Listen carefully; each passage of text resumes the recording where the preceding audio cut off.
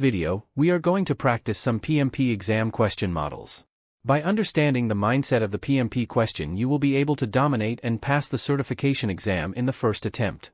Remember that the more questions you practice, the more chance you have to succeed in the exam. So, let's do it. Okay, now let's try this question. A functional manager has decided to use resources already allocated to another project. What should the project manager do? Nice. What should you as project manager do if the functional manager uses resources already allocated to your project? Good question. Well, let's see the options. We have escalating the issue, option A, or calling for a stakeholder meeting, option B, might be premature and damage relationships between the project manager and functional manager.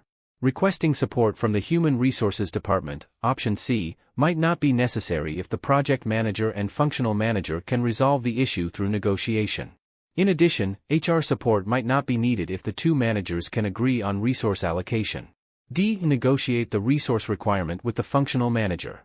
Negotiating shows a willingness to work together to find a solution that benefits both projects. This is the best answer.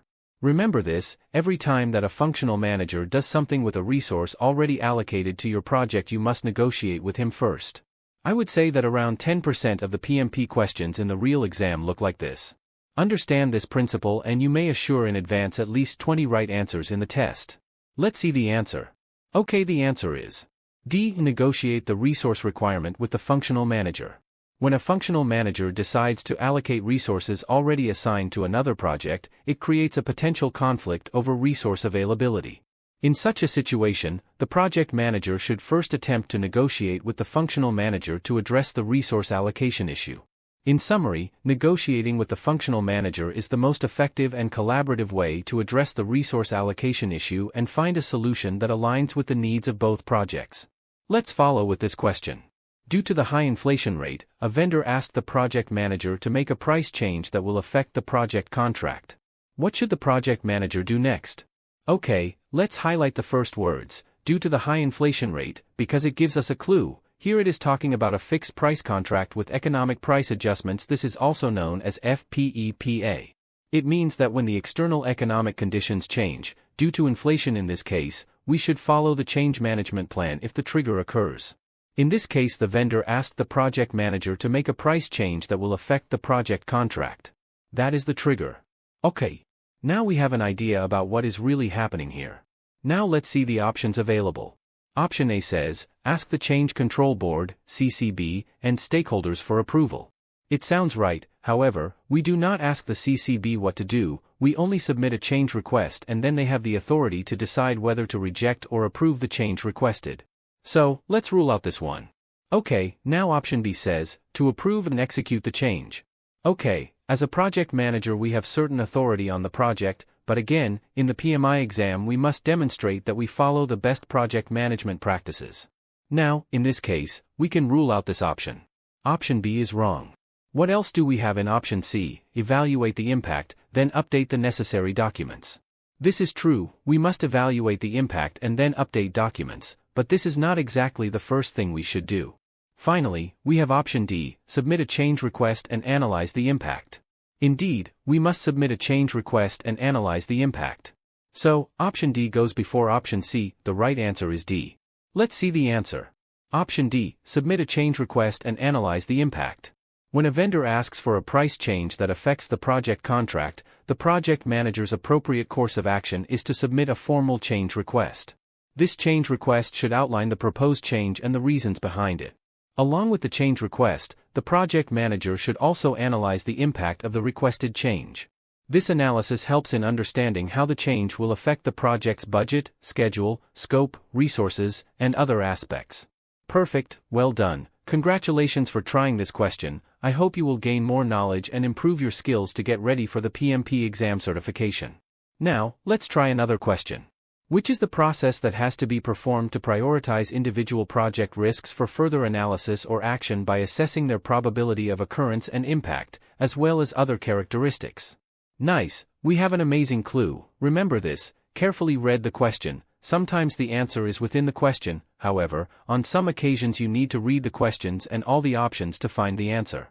Okay. Going back to question, we can highlight the process, to prioritize individual project risks and assessing their probability of occurrence and impact. Let's pay special attention to the words, probability of occurrence and impact. Remember that we must analyze the probability of occurrence and impact during qualitative risk analysis process. I think we already have the answer here. But let's see the options available. Option A, expected monetary value, is a technique used to assess probability and impact, but it focuses specifically on quantifying risks in monetary terms, and very importantly, it is not a process. The question is asking for a process. So, this is not the answer. Option B, qualitative risk analysis, is the process of prioritizing individual project risks for further analysis or action by assessing their probability of occurrence and impact. During this process, the project team subjectively evaluates the risk's likelihood and potential impact based on predefined scales or categories. I am sure this is the right answer. Let's keep an eye on the rest of the options. Option C, plan risk response, is a process that comes after risk assessment and involves developing strategies and actions to address identified risks.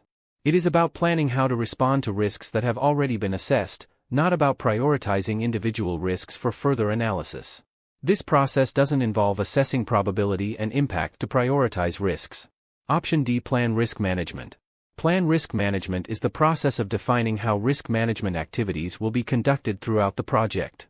It includes establishing the methodology, roles and responsibilities, budget, and other aspects related to managing risks. While planning risk management is crucial to the overall risk management process, it doesn't involve the assessment of individual risks' probability and impact or their prioritization.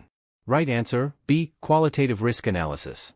The outcome of qualitative risk analysis is a prioritized list of risks, often presented in a risk register. This list guides the project team in determining which risks require additional attention through further analysis, quantitative risk analysis, and the development of risk response plans, plan risk response. In summary, qualitative risk analysis is the process that evaluates risks based on their probability and impact, to prioritize them for further analysis and action within the project. Perfect, well done. Congratulations for trying this question. I hope you will gain more knowledge and improve your skills to get ready for the PMP exam certification. Well done guys, how do you feel? If you like this content, please give me a like and follow my channel. It will encourage me to share more materials like this one. Remember, practice makes the master. Okay, now let's try this question. A project team is concerned about how the client perceives their progress and deliverables. What should the project manager do to build trust and get the team engaged? So, how the PM build trust and get the team engaged? Let's analyze the options. A. Share feedback with the project team and invite them to status meetings with the stakeholders. Pretty well, building trust and getting the team engaged requires effective communication, transparency, and involving team members in the project's progress and interactions with stakeholders. I like this one. Let's see option B, convince the team that the client is happy. This approach might create a false sense of security and hinder honest discussions about project challenges and improvements. Indeed, this one is not a good choice. Option C, share the project plan and progress report. While sharing project plans and progress reports is important, it may not directly address team engagement or building trust with stakeholders. Again, this one is not a good choice. D, train the team to understand project progress through the burndown chart. While training is valuable, focusing solely on a specific tool, like the burndown chart, might not address the broader issue of team engagement and client perception. Okay, let's see the right answer. A. Share feedback with the project team and invite them to status meetings with the stakeholders. The best choice because it promotes open communication, involves team members in stakeholder interactions, and helps build trust by addressing concerns and feedback directly. In summary, option A is the best choice because it promotes open communication, involves team members in stakeholder interactions, and helps build trust by addressing concerns and feedback directly. Ok. A project manager discovers, upon a thorough evaluation of the team, that they lack the experience to effectively adapt to frequent changes in project requirements and communication. What actions should the project manager take to guarantee optimal team performance? I think the question is very clear. The team lacks the experience. Now what you should do? Let's see the options. The other options are not as effective in addressing the issue. Option A suggests involving the PMO, but it does not directly address the team's lack of experience in handling changes and communication. Option B involves the change control board, but its primary function is to review and approve changes, not to avoid frequent changes altogether. C. Provide training to the team on using a hybrid approach. Given that the team lacks experience in adapting to frequent changes in project requirements and communication, providing training on using a hybrid approach is a suitable solution. Option D encourages more communication, but without proper training and guidance, the team may struggle to effectively adapt to changes. Let's see the right answer. Answer C. Provide training to the team on using a hybrid approach. A hybrid approach combines different project management methodologies, such as traditional, predictive, and agile, to tailor the approach to the specific project and team needs. Providing training on a hybrid approach is the best way to equip the team with the skills and knowledge needed to navigate frequent changes and improve their overall performance. How are you doing so far? Let's see this one. While assessing the project team's performance, the project manager recognizes that the team's pace, as indicated by their velocity, is insufficient to reach the upcoming review gate goal. What steps should the project manager take in response? So, we have a problem with the velocity of the team. What we can do? The other options are not as suitable for addressing the issue. Option A suggests reprioritizing the backlog, which may help with overall planning, but it may not directly address the team's current challenges and insufficient velocity. Option B suggests increasing the sprint duration, but changing the sprint duration is generally not recommended mid-sprint, and it may not necessarily address the root causes of the team's slow pace. C. Use the stand-up meeting to assess impediments and problems. In an agile framework like Scrum, the stand-up meeting, also known as the daily Scrum, is a short daily meeting where the team discusses their progress, plans for the day, and any impediments they are facing. It looks like a good option. Option D suggests creating a change request to modify the review gate goals, but it's important to first understand the reasons behind the team's performance issues before considering changing the project's goals. Let's see the answer. The right answer is C. Use the stand-up meeting to assess impediments and problems. If the project manager recognizes that the team's velocity is insufficient to reach the upcoming review gate goal, using the stand-up meeting to assess impediments and problems is an appropriate and effective response. Using the stand-up meeting to assess impediments and problems aligns with Agile principles of transparency, collaboration, and continuous improvement, making it the most appropriate response in this scenario. Well done. Okay, next question. How can the project manager facilitate communication between the two sites, considering that they've just started a collaboration involving team members from two different countries? The teams follow 8-hour shifts, but due to a 6-hour time difference, one team completes their workday as the other team starts theirs. Well, here we have a situation for addressing the time zone difference where team number 1 starts to work in one remote site, and after 6 hours the second team starts to work on another remote site. It means that they overlap for 2 hours every day. How can we take advantage of this situation? Let's see. Option A, emphasizing the importance of documenting meetings, is useful for ensuring information is captured and shared, but it doesn't directly address the challenge of real-time communication across time zones. B, identify and utilize overlapping hours. In a situation where team members are collaborating across different time zones, identifying and utilizing overlapping hours is a key strategy to facilitate communication and coordination. This is a great answer. Option C, reminding team members to follow the communications management plan, is important, but it doesn't specifically address the time zone difference or how to facilitate communication effectively. Option D, establishing the same schedule for both sites, may not be practical or feasible due to the significant time zone difference. It could lead to discomfort for one team by requiring them to work during odd hours. Let's see the right answer. Answer B, identify and utilize overlapping hours. Identifying and utilizing overlapping hours is a practical and effective approach to ensuring that team members from different time zones can collaborate, communicate, and work together seamlessly, making it the most appropriate response in this scenario. Now, we have a question about earned value management. It says, in a software development project, the project manager notices that the Cost Performance Index, CPI, is below 1. What does this value suggest? Okay, remember that the Cost Performance Index, CPI, is a metric used in project management to measure the efficiency of cost utilization on a project. It is calculated as the ratio of earned value, EV, to actual cost, AC. JPAC. Let's read the options. A. The project is under budget. If the CPI is below 1, it means that the project is over budget, not under budget. This answer is incorrect. B. The project is on track and within budget. If the CPI is below 1, it suggests the opposite, that the project is not within budget. This answer is incorrect. Answer: C. The project is over budget. D. The project schedule is behind. The CPI is a metric related to cost efficiency, not schedule. It does not directly indicate whether the project schedule is behind or on track. This answer is unrelated to the CPI value and is incorrect. Let's see the right answer. Answer: C. The project is over budget. When the CPI is below 1, it indicates that the project is over budget. In other words, the project is spending more money than what has been earned in terms of completed work. This suggests that the project is not efficiently utilizing its budget, and corrective actions may be needed to bring the project back on track financially. More questions with some formulas. Let's see it. In a marketing campaign project, the earned value, EV, is $25,000, and the plan value, PV, is $20,000. What can be concluded about the project's progress? Okay, in this case, we can identify that the question refers to the Schedule Performance Index, SPI. How do we know it? Because it mentions earned value and plan value.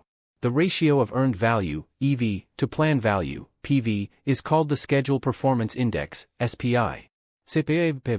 In this case, the EV is $25,000, and the PV is $20,000. Since the SPI is greater than 1, specifically, it's 1.25, it suggests that the project is ahead of schedule.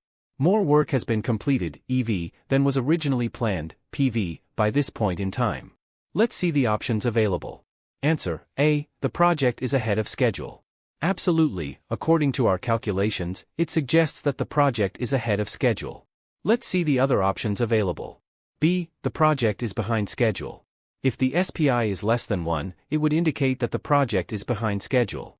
However, in this scenario, the SPI is greater than 1, so the project is actually ahead of schedule. C. The project is under budget. The SPI is related to schedule performance, not budget performance. It doesn't provide information about whether the project is under or over budget. D. The project is over budget. Similarly, the SPI does not provide information about budget performance. It is a measure of schedule performance.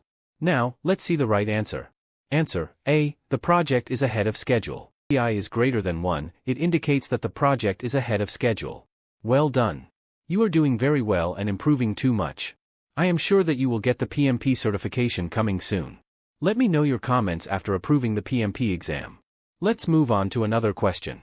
In a software development project, the project team identifies a potential security vulnerability in the code.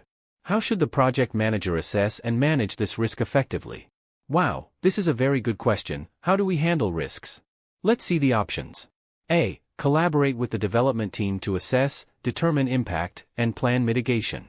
Nice, this is a good choice. Collaboration.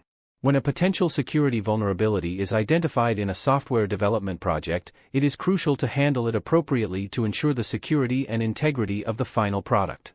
Option A provides an appropriate approach for assessing and managing this risk effectively. Let's read the other options. B. Notify stakeholders and pause project activities. While it's important to communicate risks to stakeholders, immediately pausing project activities might not always be the best approach. Depending on the severity of the vulnerability and the potential impact on the project's timeline and objectives, it might be more appropriate to collaboratively assess the risk first and then determine the appropriate course of action. C. Ignore the risk as it may not materialize. Not, definitely not. Ignoring a potential security vulnerability is not a responsible approach. Security risks have the potential to be exploited and can lead to serious consequences, including data breaches and compromised systems. Proper risk assessment and mitigation are essential to prevent such outcomes. D. Proceed without addressing the identified risk. Again, proceeding without addressing a known security vulnerability is a risky approach that can lead to significant problems down the line. Ignoring security concerns can result in compromised systems, data breaches, and reputational damage. It's important to address security vulnerabilities promptly and effectively.